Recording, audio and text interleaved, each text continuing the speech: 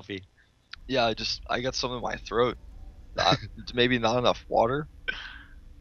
Yeah, we really need to get you one. I feel Yeah, as soon I as the think when game the game starts. starts, I might have to run out for about 10 seconds while you do the Uh, player intros. There we go, actually. So, yeah, Wolf is getting his water, and we are going to introduce the players now, of course. Starting at this point to the right side of Antigua Shipyard, we have our Protoss player. He's starting in blue, and it is the one and only Prime player. He is CreatorPrime, creative mind of the Prime team, one could say.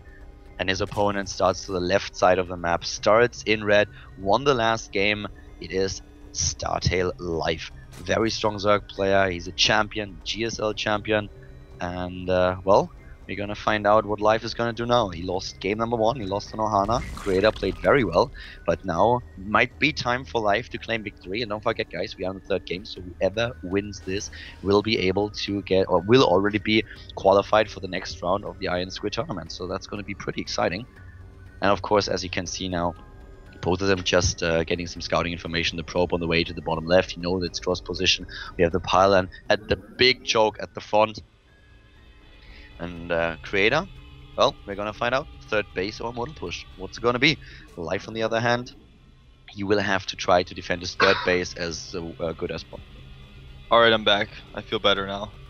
Not perfect, but better. Yeah, you talked about it briefly, but we have Creator not going for the Forge with the wall with the Nexus, but actually at the front. This is something you see very rarely these days. I feel like most people are starting to actually start walling with the Nexus as part of the wall.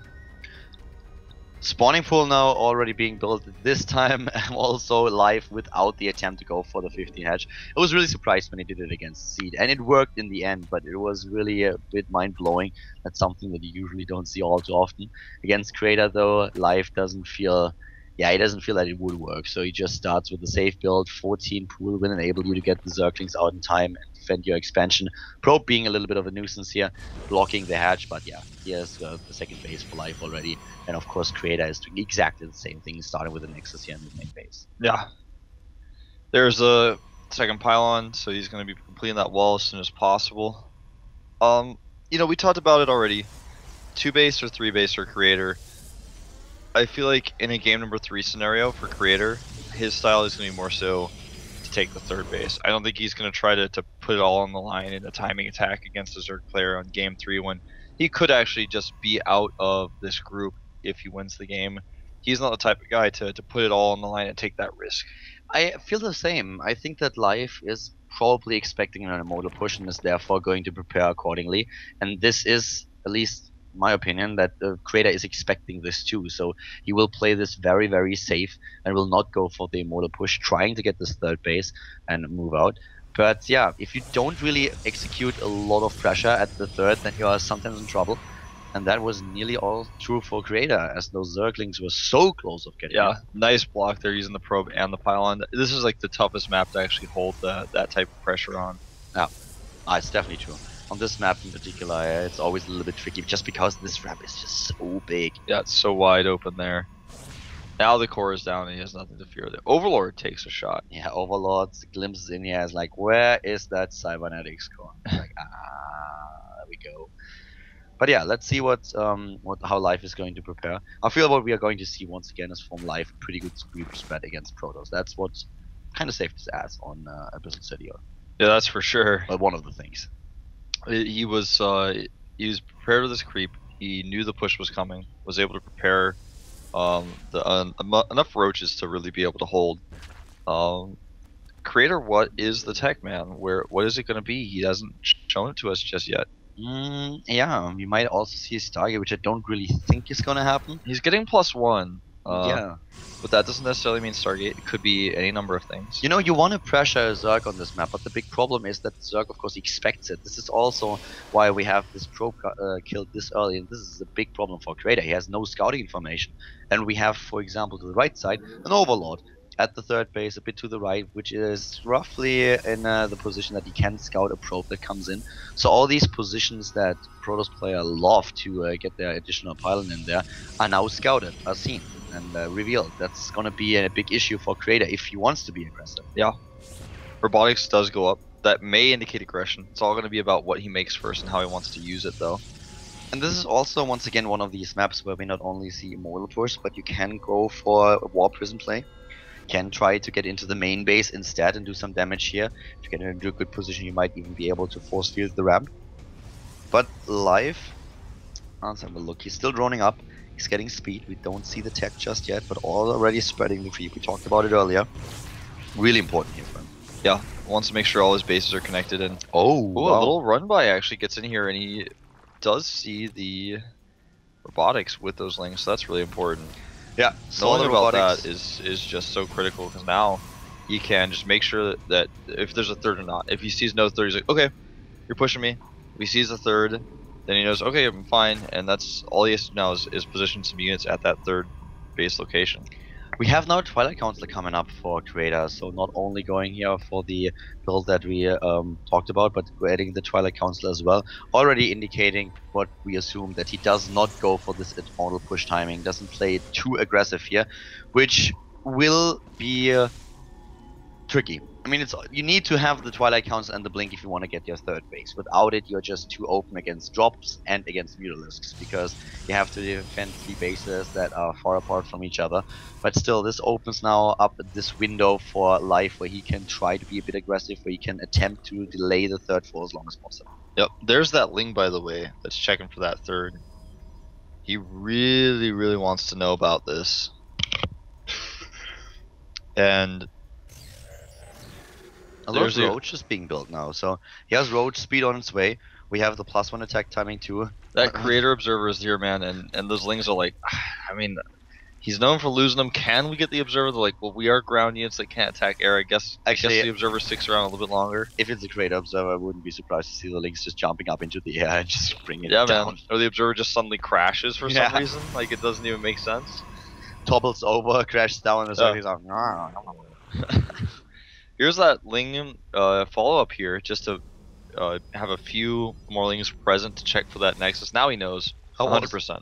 Yeah, they're the Zerglings. Knows about the Nexus already, saw them as well. Try and take them down, a few hit points lost on the Nexus, but that's about it.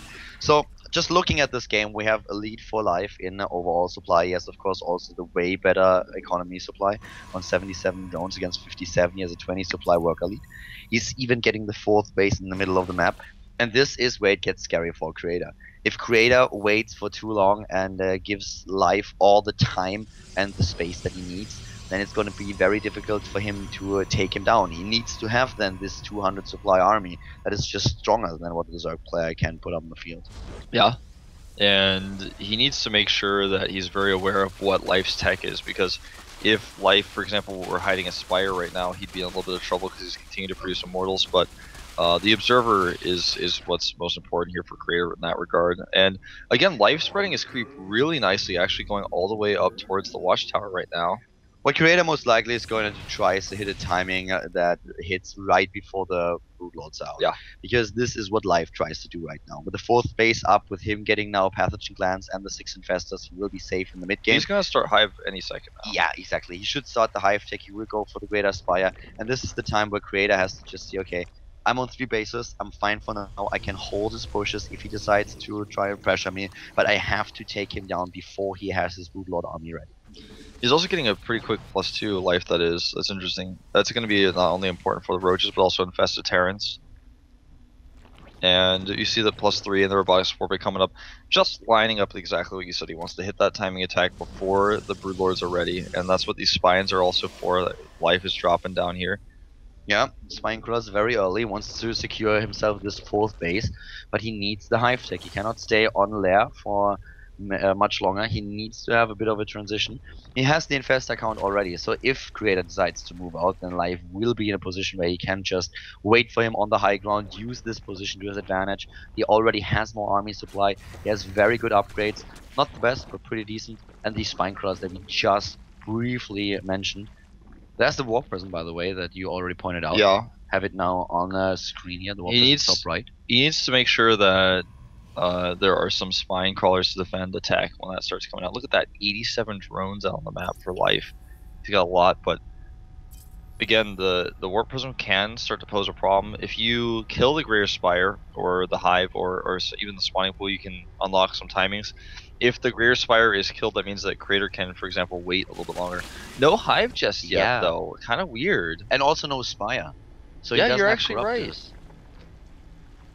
He doesn't have anything that can really deal with those Colossi. And as a Range, result, that means he has more roaches, he has more actual army, but he doesn't have the right composition. yeah, it's going to be a problem later on. It all depends on how exactly Creator is going to start this engagement about the positioning. If he has the +3 attack upgrade and range, then it's going to be very tricky for Life to face this army. He needs something that deals with those Colossi. And if the Roaches can't get close enough, then he's in trouble. There comes the Spire at 14 minutes and 13 seconds. Yeah. A lot of bank here for Life, but still no Hive Tech. We're going to have 2 Colossi with range, and we'll see if Creator wants to move out with that. He's got enough supply. I think that's the timing he's going to use. Yep, 3 more Stalkers coming in, and he's coming up now. The Hive starts very late here, just shy of the 15-minute mark. But Creator is now on 200 supply and tries to walk up the ramp. Ooh, that's but a lot of very Immortals. Careful, yeah, and that's a lot of Spine Crawlers. And the Colossus taking so many hits. He lost a Colossus to Spine Crawlers and 1 Fungal. Oh my god, and look at these fungus at the ramp. This is the high ground advantage that Life now has, and he's pinning down those units of Creator in a perfect position. All the Spine Crawlers doing a lot of damage. Infested Terrans streaming in fungal after fungal, hits the Protoss army. Fungals, and the Colossus falls again. +2 on those Infested Terrans, really showing through. The Spine Crawlers trying to finish here. It looks like Creator has a good flank to the side though.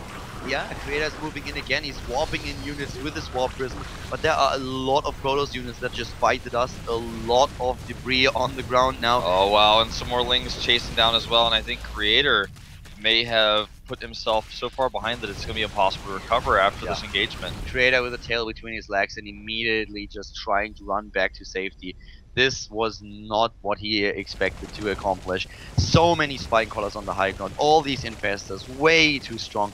And now Life is maxed out again, starts the Greater Spire. Creator is down to 136 supply. Life can even pressure him now if he wants. There are no Colossi left, actually there's one, but oh, this looks so bad for Creator. This looks really bad. Nice micro on the Colossus, but the Roaches are so heavily upgraded. They have +2 Carapace now. And he's just trading. I love how Life uses the high ground with Spine Crawlers on this map. Nobody else is really doing that right now. People used to do it, and it's kind of fallen out of style a little bit, but Life is just saying, you know, I've got my Crease Spread, I have the Zelnite Watchtower, I have the vision that grants me. You have to walk up a ramp against Spine Crawlers and Infestors. How are you ever going to really...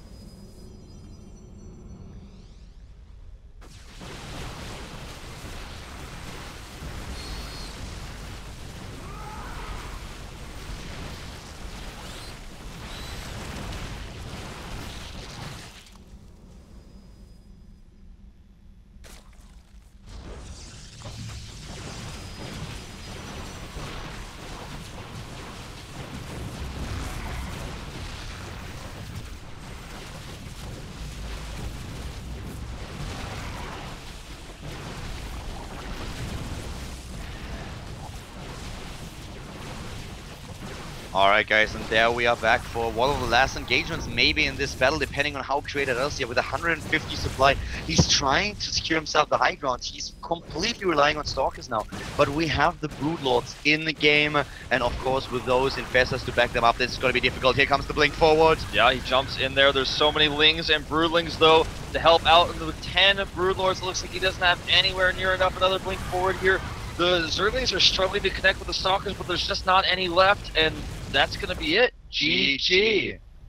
Creator loses the last fight. He really tried to turn things around here, but on 4 bases, Life just too strong.